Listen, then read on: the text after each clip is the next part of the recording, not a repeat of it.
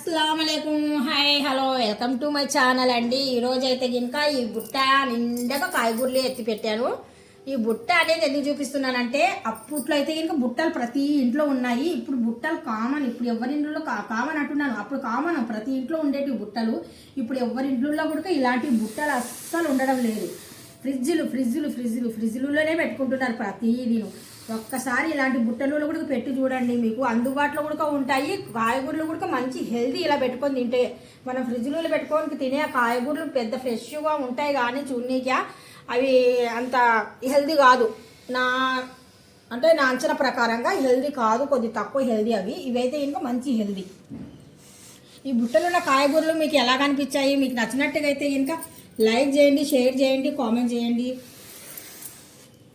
చూడండి, अच्छा लग रहा है, सुपर।